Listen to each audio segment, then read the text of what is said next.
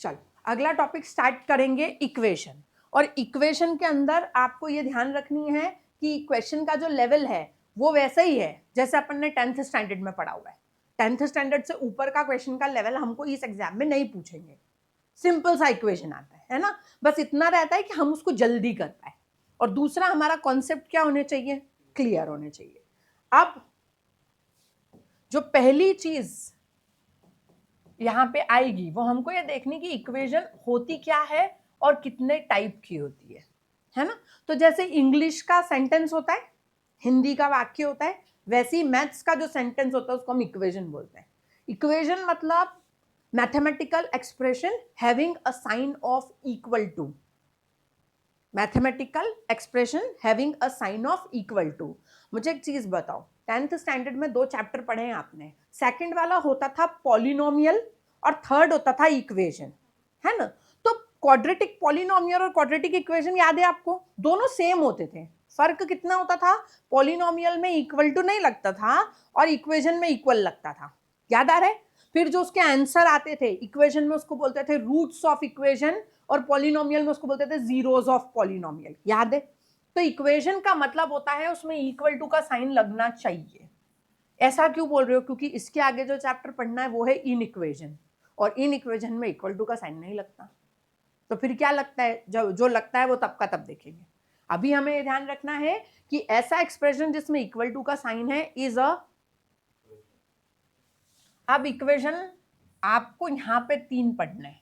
एक तो पढ़ना है लीनियर इक्वेशन, इससे सब लोग परिचित है। एक पढ़ना है क्वाड्रेटिक इक्वेशन, ये भी हमने पहले देखा भी है और पढ़ा भी है बचपन में। एक पढ़ना है क्यूबिक, जो आपके लिए नया है, ये आपने नहीं पढ़ रखा है। लीनियर इक्वेशन मतलब 3 टाइप के। पहला इन 1 वेरिएबल, इन 2 वेरिएबल, इन 3 वेरिएबल। 1 और 2 तो हमने देखे हैं, 3 हमने नहीं देखा है। 3 अभी तक आपको आया नहीं। क्वाड्रेटिक इक्वेशन अलग होता है और क्यूबिक अलग होता है ना। जब लीनियर इक्वेशन इन 1 वेरिएबल बोलते हैं तो मुझे इक्वेशन देख के पता कैसे चलेगा कि कौन सा है। तो ऐसा इक्वेशन जिसमें कितना वेरिएबल दिखाई दे, एक वेरिएबल दिखाई दे और उसके पावर भी कितनी हो, एक। इक्वेशन पे भी वेरिएबल पे कितना, एक, और उसके पावर भी कितनी, एक। तो उसको हम कहते हैं लीनियर इक्वेशन इन 1 वेरिएबल, ठीक है। फिर आ रहा है लीनियर इक्वेशन इन 2 वेरिएबल। तो जहां पे वेरिएबल कितने होंगे, 2, लेकिन दोनों वेरिएबल की पावर कितनी होगी, 1। जैसे 2x + 5y = 45, है ना। तो linear equation in 2 variable. Linear equation in 2 variable की जब बात करते हैं और अगर इसको सॉल्व करने की बारी आती है तो ये इक्वेशन अकेला सॉल्व नहीं हो सकता है। मैं आपको बोल दूं 2x + 4y = 45, बेटा सॉल्व करो, x y की वैल्यू बताओ, आप नहीं कर सकते। आप बोलोगे मैम एक और इक्वेशन दो, तब तो हम कोई भी मेथड लगा पाएंगे। कौन कौन सी, elimination, substitution, cross multiplication, graphical, कोई भी मेथड तब लगेगी जब हमारे पास 2 लीनियर इक्वेशन इन 2 वेरिएबल होंगे। और जब ये 2 आ जाते हैं तो हम इसको बोलते हैं साइमल्टेनियस इक्वेशन। याद करो, आपको क्वेश्चन हमेशा लिखा था solve the following simultaneous equation. तो यहां पे मेरे को इक्वेशन कितनी चाहिए, 2। फिर जब आता है कि इन 3 वेरिएबल, तो वेरिएबल कितने होंगे, 3। पावर तीनों पे कितनी होगी, 1। और इक्वेशन कितनी चाहिए, 3।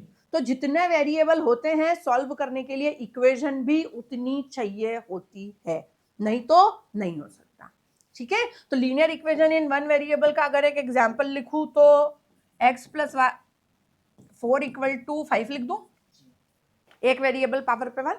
इन 2 वेरिएबल तो x + y = 7 और x - y = 3 ऐसा लिख सकते हैं, है ना, क्योंकि मुझे सॉल्व करने के लिए 2 चाहिए।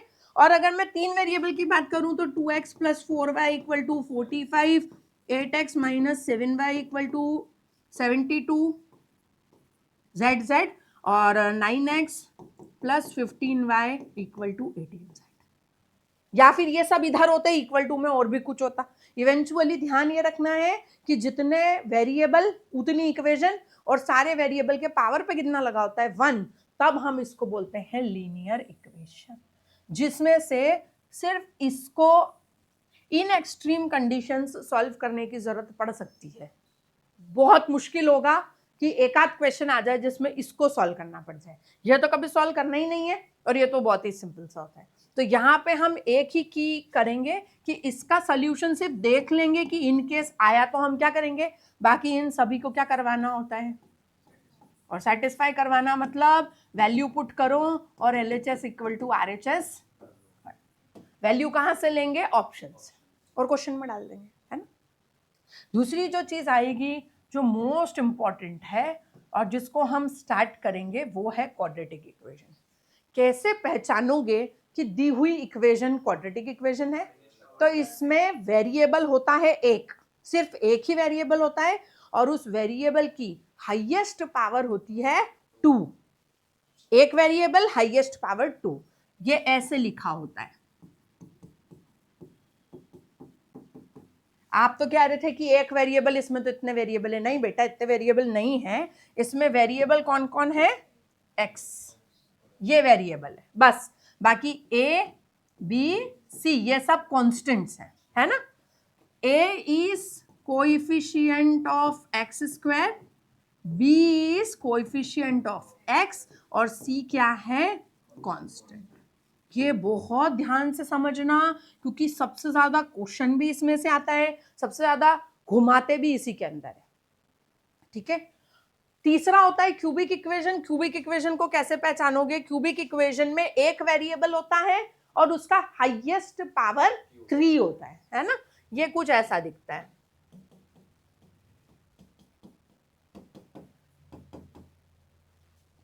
जिसमें वेरिएबल x या y या z कुछ होगा और इस तरह से सॉल्व करना होता है ना। चाहे क्वाड्रेटिक बोलूं या क्यूबिक बोलूं या इससे भी बड़े इक्वेशंस बोलूं, है ना। क्वाड्रेटिक को सॉल्व करने की दो तरीके होते हैं अगर याद है तो। एक तो होता है कि फैक्टराइजेशन कर दो, दूसरा होता है फॉर्मूला बना दो, है ना। क्यूबिक को भी सॉल्व करने के लिए क्या तरीके होता है, फैक्टर कर दो, है ना। फैक्टर करो, every time when we solve a equation तो हमको उसके फैक्टर ही करने होते हैं। हमेशा क्या करना पड़ता है, फैक्टर करने पड़ते हैं। अब इन फैक्टर्स का भी बड़ा इंपॉर्टेंट रोल होता है, तो जैसे जैसे क्वेश्चन आएगा मैं समझाते जाऊंगी, है ना। तो हमको सबसे पहले जो चीज चालू करनी है उसका नाम है क्वाड्रेटिक इक्वेशन। अपन बढ़ते हैं और सबसे पहले स्टार्ट करते हैं क्वाड्रेटिक इक्वेशन। ये बहुत जरूरी है और इसके सारी छोटी छोटी बातें वो ध्यान रखना इंपॉर्टेंट है। क्वाड्रेटिक इक्वेशन ऐसी दिखती है, ax square plus bx plus C equal to 0, जिसमें a होता है coefficient of x square, b होता है कोफिशिएंट ऑफ x और c होता है कांस्टेंट, है ना। अब या तो मैं इसको फैक्टर से सॉल्व करूं, फैक्टर का मतलब होता है स्प्लिटिंग द मिडिल टर्म, है ना। और अगर फॉर्मूला लगाऊं तो ये फॉर्मूला दिया है श्रीधर आचार्य ने, तो इस फॉर्मूले का नाम भी है श्रीधर आचार्य फॉर्मूला, ठीक है। या दो चीज होगी, इधर फैक्टराइजेशन करो या फिर फॉर्मूला लगाओ। अगर फॉर्मूला याद है तो फॉर्मूला कुछ ऐसा होता था, -4ac/2a। अब a, b और c तीनों का वैल्यू मुझे इक्वेशन में से पता होता है। a, b, c तीनों का वैल्यू इक्वेशन में से पता होता है, इधर से उठाना होता है, इधर पुट करना होता है। अगर सॉल्व करना पड़े तो सेटिस्फाई हो गया तो वेल एंड गुड, बहुत अच्छी बात है, टेंशन ही नहीं है। अगर सेटिस्फाई हो गया तो कोई प्रॉब्लम ही नहीं है, ठीक बात। अब समझना, जब भी मैं इस इक्वेशन को सॉल्व करूंगी तो मेरे पास x की दो वैल्यू निकलेगी, वैल्यू 1 और वैल्यू 2, ठीक है।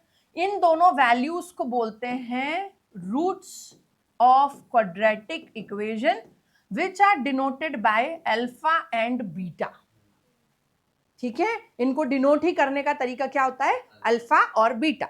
अब यहां से इस इक्वेशन को देख के हम दो चीज निकाल सकते हैं। पहला, सम ऑफ रूट्स, मतलब इस इक्वेशन को देखकर मैं पता कर लूंगी अल्फा प्लस बीटा कितना, और मैं निकाल सकती हूं product of roots, that is alpha into beta. Alpha plus beta की वैल्यू होती है -b/a और अल्फा इंटू बीटा होता है c/a। ये दोनों इंपॉर्टेंट है क्योंकि मैक्सिमम क्वेश्चन यहीं से आएंगे और हमें सॉल्व भी यही करना होता है। इसके साथ साथ कुछ मैथमेटिकल फॉर्मूलाज जो हमने बचपन में पढ़े हैं वो कुछ कुछ यहाँ पे जरूरी हो जाते हैं, वो आते हैं यहाँ पे। पहला फॉर्मूला आता है आपका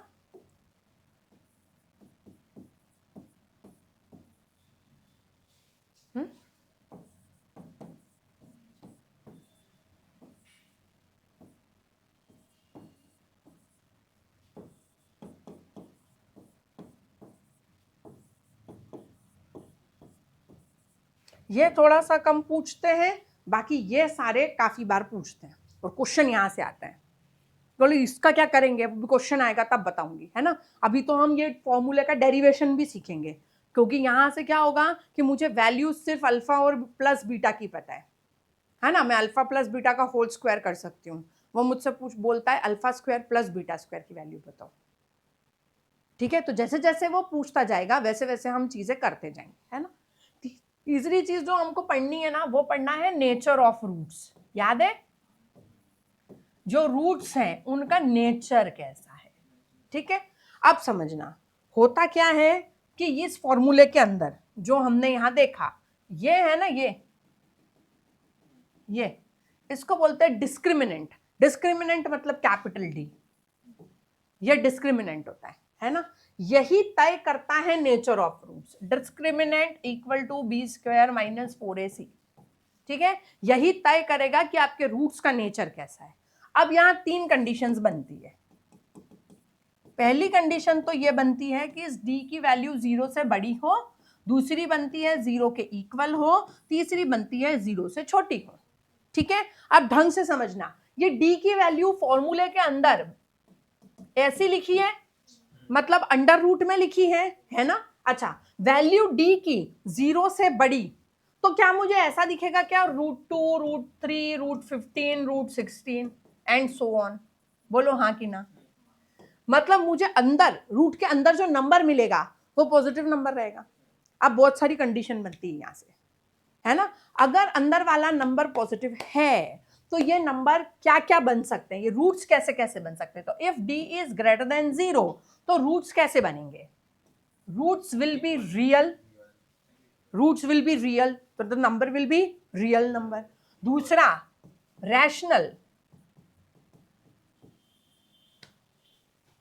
दूसरा rational, not equal, they will be unequal. बेटा इक्वल तो अब होंगे, इक्वल कैसे हो सकते हैं, क्योंकि B square minus B square minus इसको करोगे एक बार, प्लस इसको करोगे एक बार, तो सेम नंबर कैसे आएगा, अनइक्वल आएंगे, है ना। अच्छा, इस कंडीशन में जब ये इक्वल टू 0 होगा तो रूट रियल होंगे, रूट रैशनल होंगे, क्योंकि ये वैल्यू 0 है तो दोनों रूट सेम ही हुए, +0 करो -0 करो सेम बात। और तीसरा, if it is less than 0 तो रूट कैसे होंगे,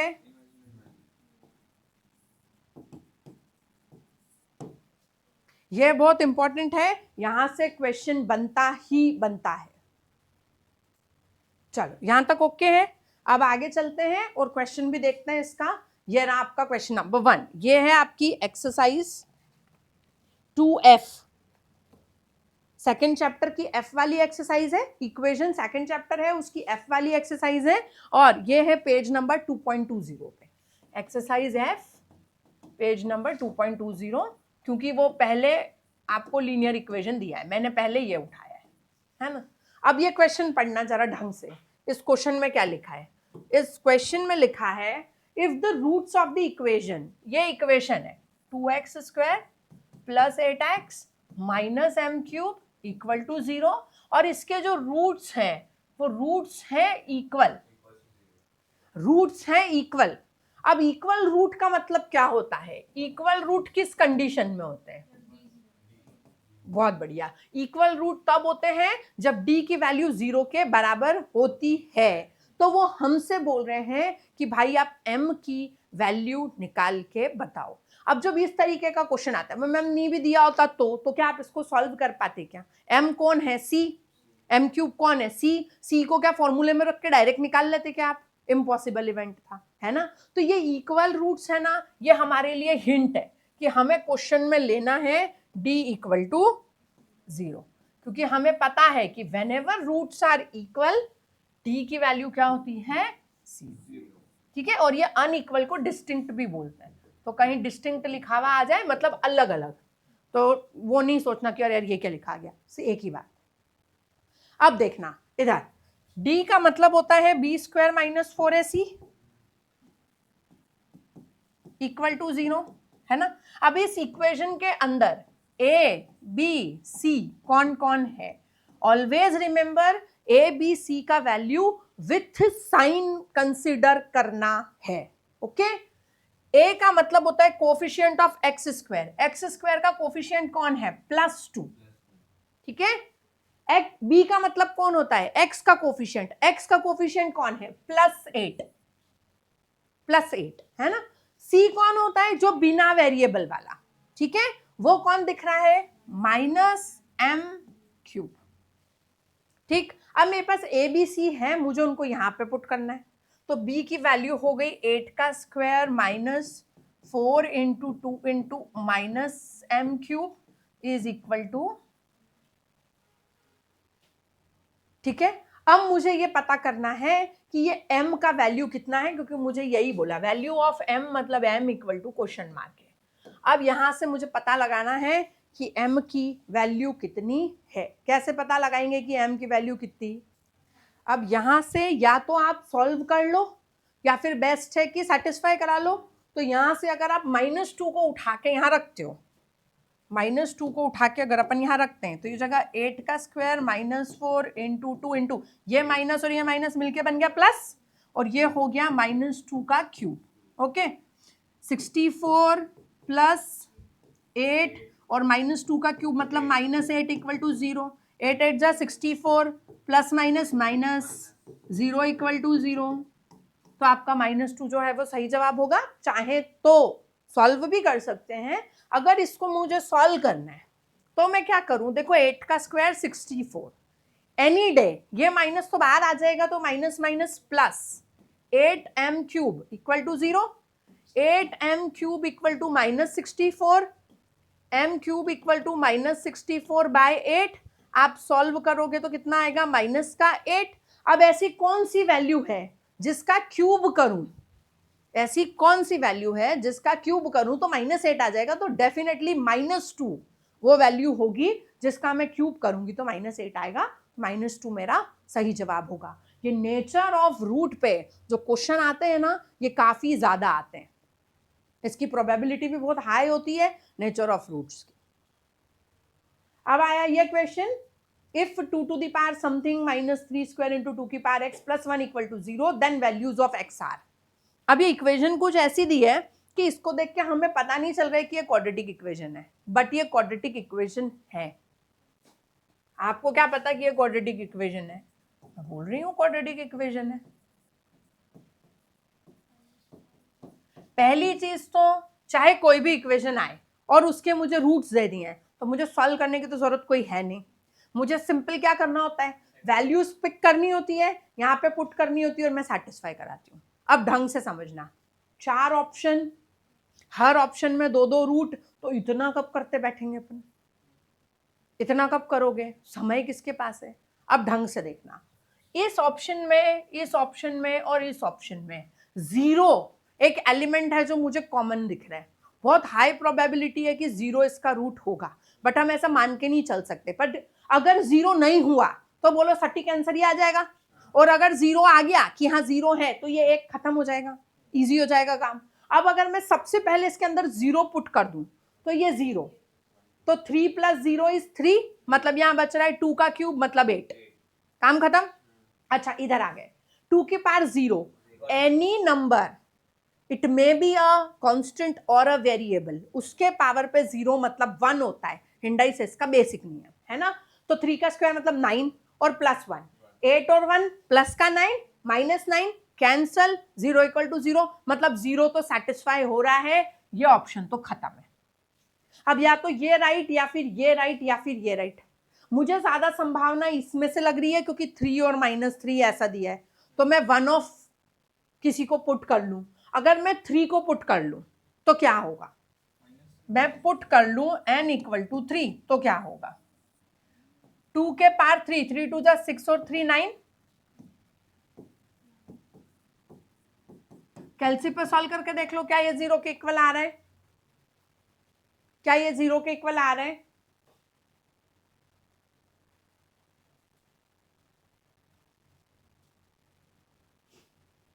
क्या ये 0 के इक्वल आ रहा है?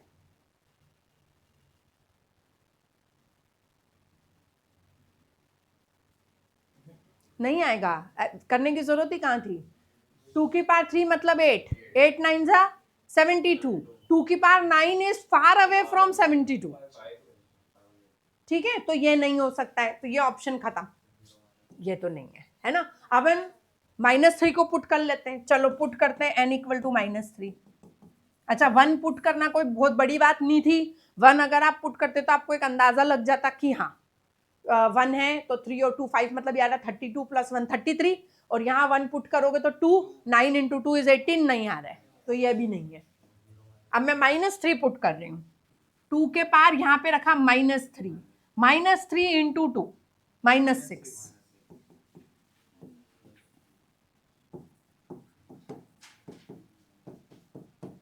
यही है। चल ये कितना हो जाएगा 2 के पार, ये कितना है 9 × 2 टू द पावर -3 + 1 = 0। ठीक है, अब ये -8,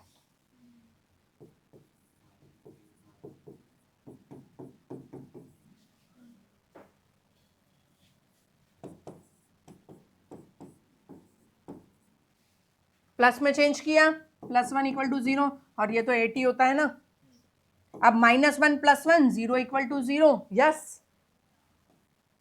वैसे करने की जरूरत नहीं थी, 1 पुट कर लिया था तो पता था, बट कई बच्चे थोड़ा माइनस में कंफ्यूज हो जाते, इसलिए मैंने ऐसा किया। आप चाहो तो आप इसको डायरेक्टली भी कर सकते हो, इतना करने की जरूरत ही नहीं थी।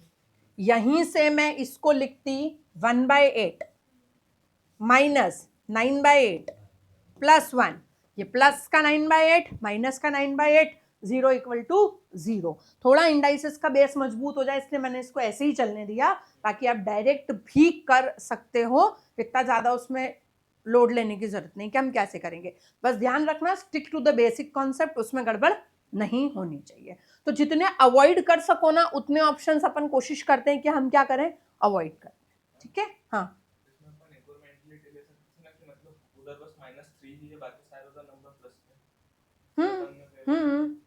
और 0 भी उसके साथ में ले सकते हैं, बिल्कुल ले सकते हैं।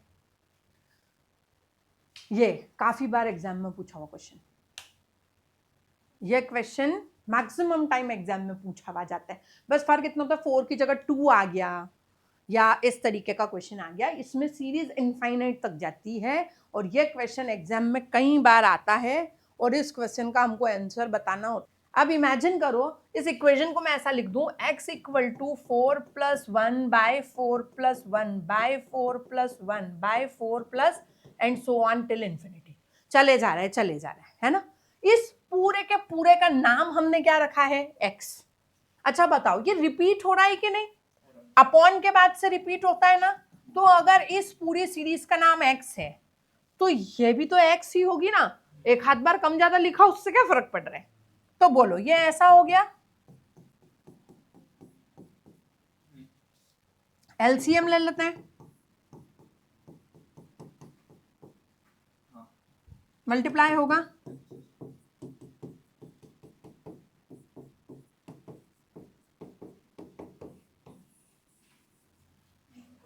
क्वाड्रेटिक इक्वेशन है, 2 रूट आएंगे। ठीक है, तो ये करने की जरूरत नहीं है, सिर्फ आपको बताने के लिए बताया कि yes it is a quadratic equation, ये है।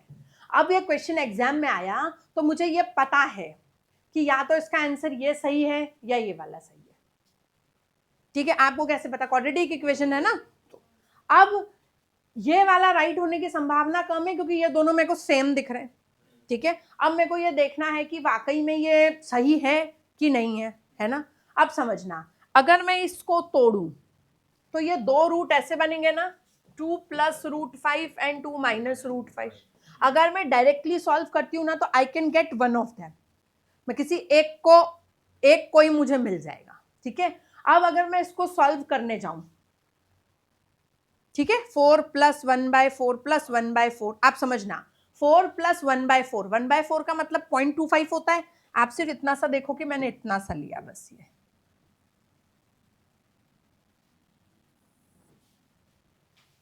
ठीक है। तो ये कितना होगा 4.25, क्योंकि 1/4 मतलब 25 होता है, 0.25 होता है। अच्छा ये क्या है और छोटा, ये क्या है और छोटा, और ये डिनोमिनेटर में ही तो जुड़ रहा है बस। तो मेरा आंसर जो है वो किसके लगभग आना चाहिए, 4.25 के लगभग आना चाहिए, उसके अलावा कुछ और हो ही नहीं सकता। और अगर मैं बात करूं इसकी, तो √5 की वैल्यू 2 पॉइंट कुछ होगी, और 2 पॉइंट समथिंग + 2 = 4 पॉइंट, तो मेरा आंसर डेफिनेटली यही राइट है, कुछ और हो ही नहीं सकता। तो इतना कुछ करने की जरूरत ही नहीं थी, मुझे वैसे ही पता था कि कौन सा ऑप्शन राइट होना है, सी ऑप्शन सही होना है। तो उसमें इतना क्यों सोचना है कि क्या राइट होगा, कैसे राइट होगा। दूसरी बात, अगर ये इक्वेशन सॉल्व करने को आ जाती, जो दी है x² - 4x - 1, x² - 4x - 1 = 0, मेरे को उसको सॉल्व ही करना है, ऑप्शन ही नहीं है। तो फॉर्मूला लगाओगे, फॉर्मूला आपका ये है -b - √b² - 4ac/2a। a की वैल्यू 1, b की वैल्यू -4, c की वैल्यू -1, ठीक है।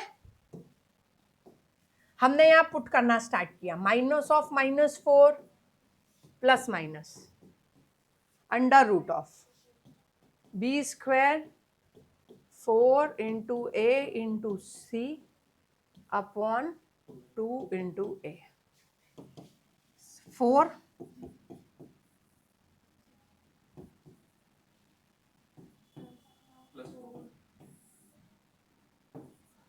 ओके, 4 ±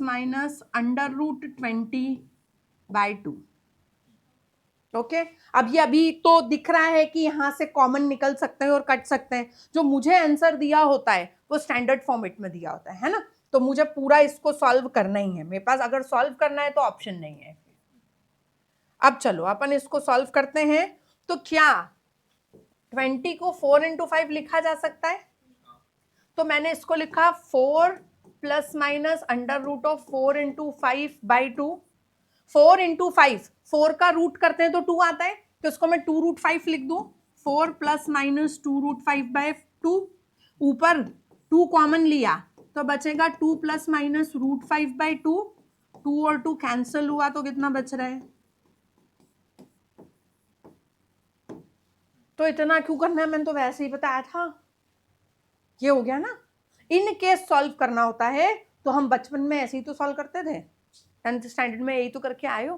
तो इन एक्सट्रीम कंडीशन अगर सॉल्व करना पड़ जाए, जब आप सॉल्व करोगे तो you'll get 2 रूट्स। 2 रूट कौन कौन होंगे, एक होगा अल्फा, दूसरा होगा बीटा। अल्फा होगा 2 + √5 और बीटा होगा 2 - √5। कुछ भी ले सकते हो, ऐसा कुछ नहीं कि प्लस वाली वैल्यू है तो अल्फा और ये है तो बीटा, कोई भी एक अल्फा और दूसरा क्या होता है, क्लियर। तो हमें इतना नहीं करना है, तो आपको सिखाने के लिए मैंने कर दिया। आपको इतना नहीं करना है, आपको तो सिर्फ क्या करना है, चेक करना है, हमेशा यही करना है।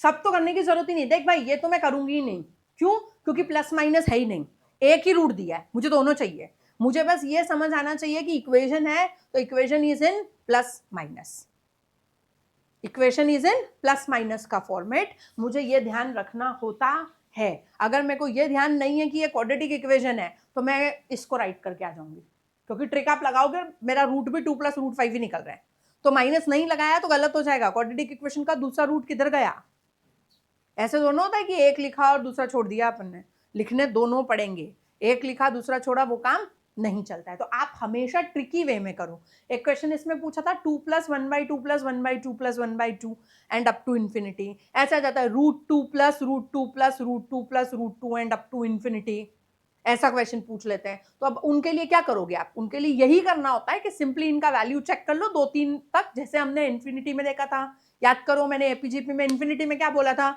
शुरू के 2-3 टर्म सॉल्व कर लो, आप आंसर तक पहुंच जाओगे। इनफाइनाइट सीरीज ही तो है, शुरू के 2-3 टर्म सॉल्व करूंगी तो मैं आंसर तक पहुंच जाऊंगी। सिर्फ मुझे ये ग्रैप करना है कि यार ये तो क्वाड्रेटिक इक्वेशन है, हमें पता नहीं चला, तो अरे ऑप्शन देख के तो पता चलेगा ना, ये ऐसे ऑप्शन कहाँ होते हैं, सिंपल।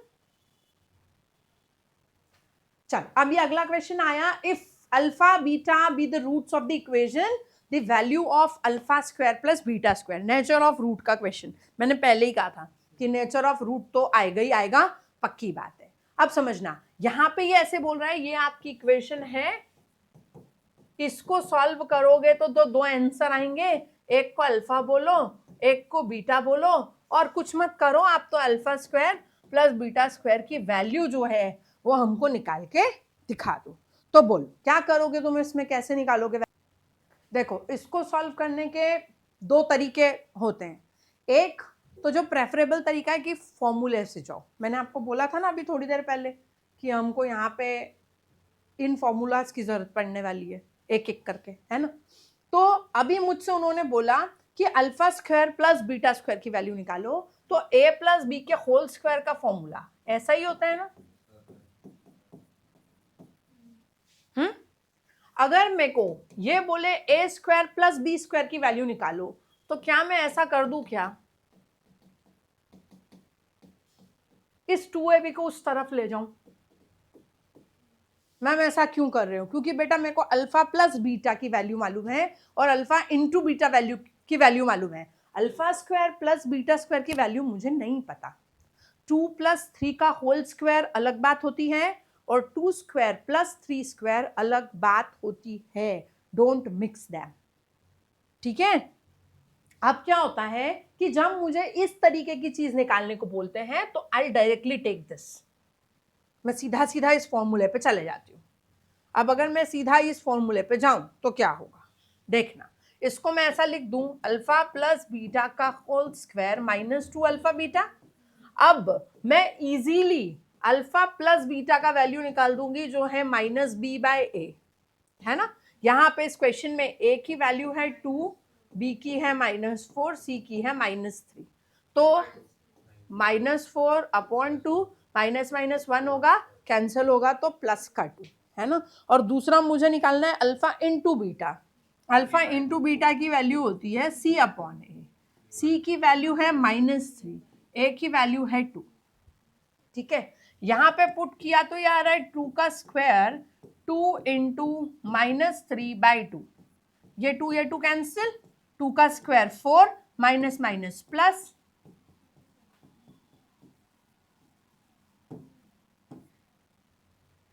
ठीक है। दूसरा तरीका और होता है कि बच्चे बोलते हैं हम तो ये इक्वेशन सॉल्व कर लेंगे, ठीक है, तो दो रूट निकलेंगे इसको सॉल्व करने पे, एक निकलेगा 4, दूसरा निकलेगा 3, तो मैम हम तो 4 और 3 को जोड़ देंगे, सॉरी एक निकलेगा 4 का रूट, एक निकलेगा 3 का रूट, मतलब 2 और √3, और जब हम इन दोनों को स्क्वायर करके जोड़ेंगे तो हमारा आंसर आ जाएगा।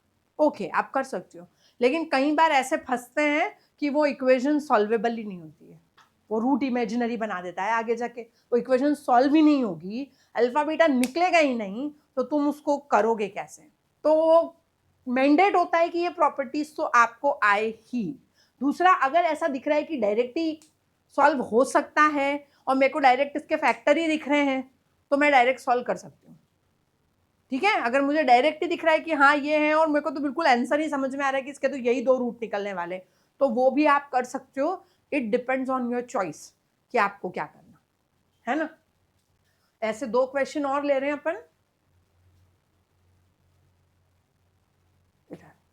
एक क्वेश्चन है आपका पेज नंबर 2.17 पे इलिस्ट्रेशन है, ये मैं फर्स्ट इलिस्ट्रेशन है, मैं लिख के दे रही हूँ यहाँ पे, पेज नंबर 2.17 इलिस्ट्रेशन नंबर 1। अब ये इलिस्ट्रेशन में इन्होंने ऐसे बोला कि alpha and beta be the roots of, alpha and beta be the roots of the equation x square plus 7x plus 12 equal to 0। आपको लिखने की जरूरत नहीं है, आपके पास मटेरियल है, आप उसमें पेज नंबर और इससे चेक कर लेना। इलिस्ट्रेशंस में पहला इलिस्ट्रेशन है, एंड आपको ऐसा इक्वेशन फाइंड करना है जिसके रूट्स हैं। Find the equation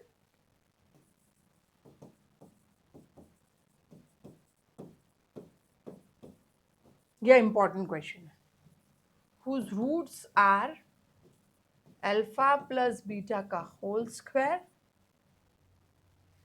and alpha minus beta का होल स्क्वायर. ये एग्जाम टाइप क्वेश्चन है.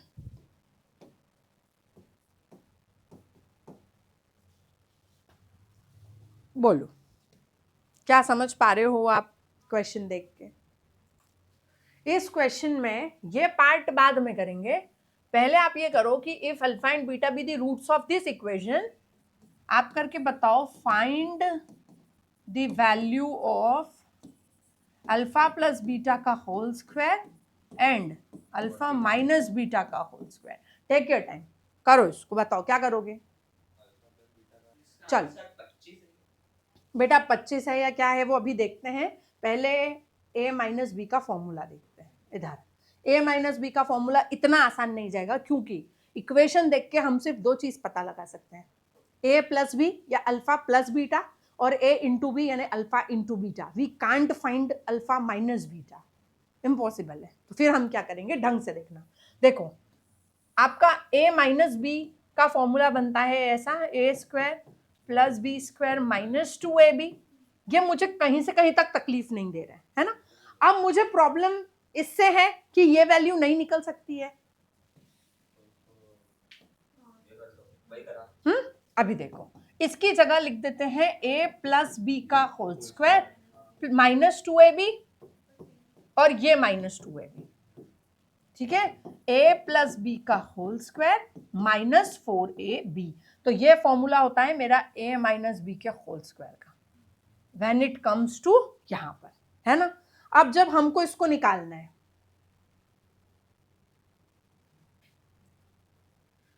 जब ये मुझे बोल रहे हैं अल्फा प्लस बीटा का होल स्क्वायर निकालो, ये तो बहुत आसान काम है. अल्फा प्लस बीटा का होल स्क्वायर मतलब सम ऑफ रूट का स्क्वायर करो, मतलब माइनस बी बाय ए निकालो और उसका स्क्वायर कर दो. Simple. Minus B by A का स्क्वायर इज 49.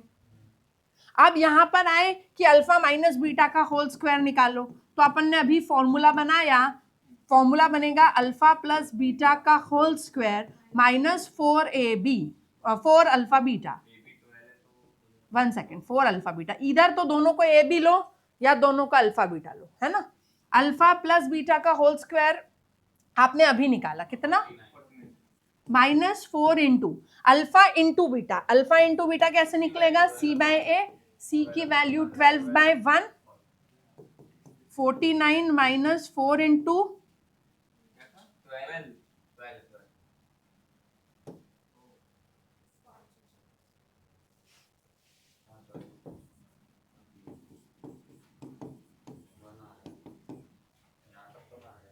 ठीक है, तो ऐसे निकलेगा आपका अल्फा प्लस बीटा का होल स्क्वायर और अल्फा माइनस बीटा का.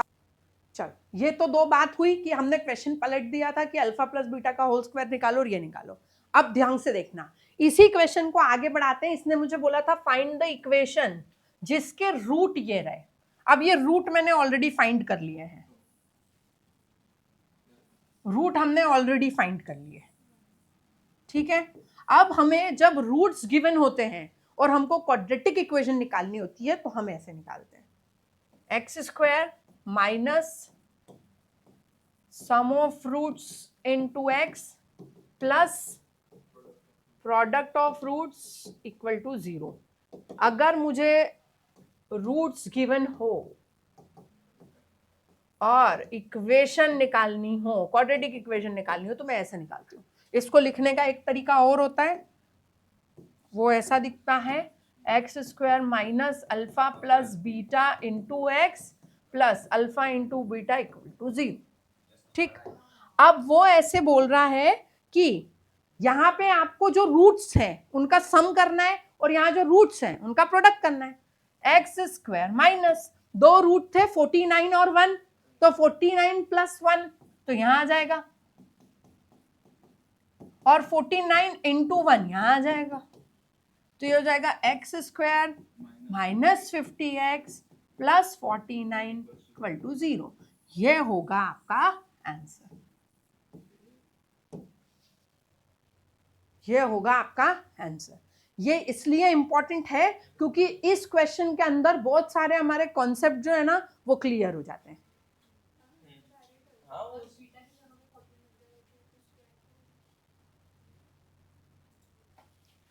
थोड़े 2-4 सिंपल क्वेश्चन करते हैं अपने, ये तो बाद में करेंगे। हैज इक्वल रूट्स, इसमें गलती दिख रही है कुछ, x कहाँ से आया बीच में, 6 is p plus 4x plus 2p है, यहाँ पे प्लस 2p है। यह इक्वेशन ऐसा है X square minus P plus 4x plus 2p plus 5 equal to 0। यहाँ प्लस नहीं लगा हुआ है, यहाँ प्लस है, ठीक है। तो ये इक्वेशन है और बोला है इसके रूट्स हैं इक्वल, तो p का वैल्यू निकालो। रूट्स इक्वल कब होते हैं? जब d इक्वल टू 0 होता है तो roots equal, d equal to 0 means b square minus 4ac equal to 0। a का वैल्यू 1, b का वैल्यू माइनस p प्लस 4 और c का वैल्यू 2p प्लस 5। अब हमें बोला है b square 4 into a into c equal to 0, ठीक है। अब ये b का वैल्यू माइनस में है, ये माइनस का स्क्वायर तो प्लस हो जाएगा, क्योंकि अगर माइनस के पावर पे इवन नंबर होता है तो वो प्लस हो जाता है। अब p प्लस 4 का whole square will be p square plus 4 square plus 2 into p into 4 is 8p minus 8p, 4 into 1 is 4, 4 into 2p is 8p minus plus minus 20 equal to 0, ठीक है। p cancel, 8p cancel, p square minus 4 equal to 0, p square equal to 4, p equal to root 4, p equal to plus minus 2। तो ये आपका सही जवाब होगा plus minus 2। यह आपका सही जवाब होगा प्लस माइनस 2। या तो ऐसे कर लो, या फिर p की वैल्यू ऑप्शन से उठा के यहां रख के सेटिस्फाई करवाना चाहो तो वो भी कर सकते हो, वो आपकी इच्छा की बात है। आप सेटिस्फाई कराओ यार, ये तो मालूम ही है, एक प्लस 2 है, एक माइनस 2 है, एक प्लस माइनस 2 है, तो डेफिनेटली इन्हीं में से कोई आंसर होने वाला है, ठीक है। तो हम 2 को सेटिस्फाई कराएंगे, माइनस 2 को सेटिस्फाई कराएंगे, तो ये पूरा का पूरा आपका करेक्ट हो जाएगा। अब आपकी इच्छा, जैसा आपको लगे वैसा आप कर सकते हो, जैसी आपकी इच्छा हो वैसा कर सकते हो। तो दोनों में से जो अच्छा लगे वैसे करो, सॉल्व करो या फिर सेटिस्फाई करो।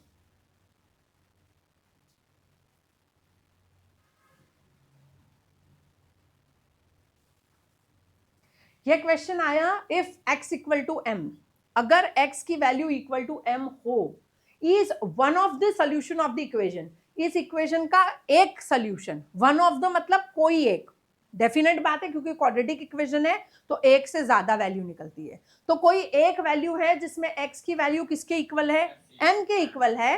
तो वो हमसे पूछ रहे हैं कि m की पॉसिबल वैल्यूज क्या क्या हो सकती है। तो पहले तो इस इक्वेशन के अंदर मुझे x की जगह पुट करना पड़ेगा m, तो ये कुछ ऐसा बनेगा plus 5m minus m equal to 0, तो 2m square plus 4m equal to 0। अब वो बोल रहे हैं कि आप ये बताओ m की पॉसिबल वैल्यूज क्या हो सकती है।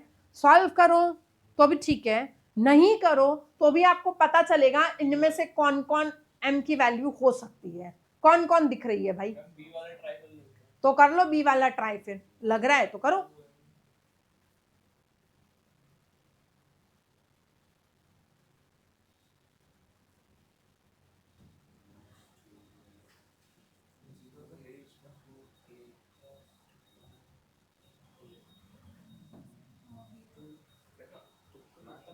या तो सेटिस्फाई कराओ या फिर इसमें से 2m को कॉमन ले लेते हैं, m plus 2 equal to 0, 2m equal to 0 और m plus 2 equal to 0 factors है ना, फैक्टर निकले, m equal to 0, m equal to minus 2। या फिर यहां पे पुट कर लो, अगर यहां पे मैं पुट करूं m की जगह पर 0, तो 2 into 0 square plus 4 into 0 equal to 0, तो 0 इक्वल टू 0, और पुट करें m की जगह पर -2, तो 2 इंटू -2 का square plus 4 into -2 equal to 0, ये हो जाएगा 8 - 8, 0 इक्वल टू 0। सेटिस्फाई कराओ, सॉल्व करो, फैक्टर निकालो। इस 4m को उधर ले जाके सॉल्व करते हो तो भी ठीक है, जैसा आपको अच्छा लगे वैसे सॉल्व कर सकते हो और बता सकते हो कि m का वैल्यू 0 और -2 होगा।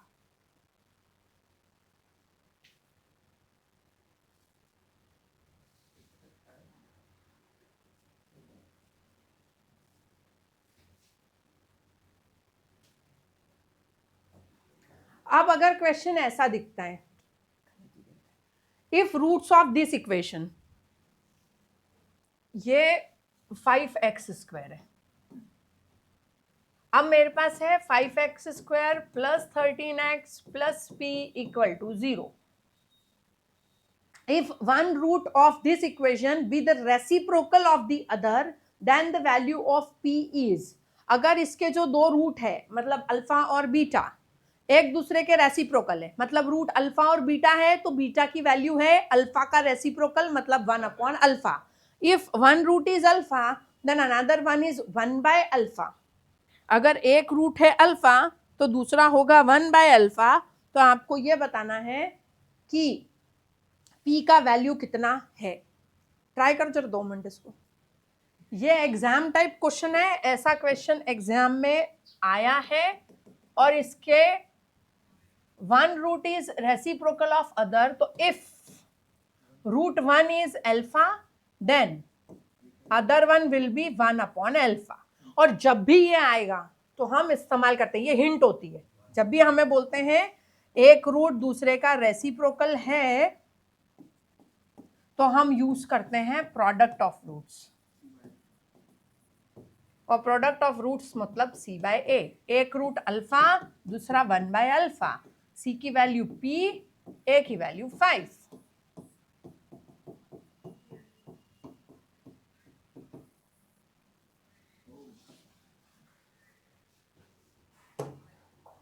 तो जहां भी लिखा आ जाए एक रूट दूसरे का reciprocal, always use product of roots. Sum of root इस्तेमाल कर लेते तो क्या होता, अल्फा प्लस 1/अल्फा, कोई कंक्लूजन नहीं मिलता, कोई कंक्लूजन नहीं मिलता।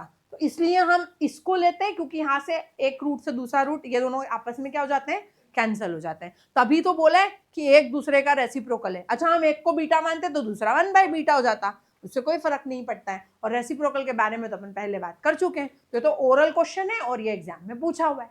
ठीक है, इसके आगे का अपन नेक्स्ट क्लास में कवर करेंगे।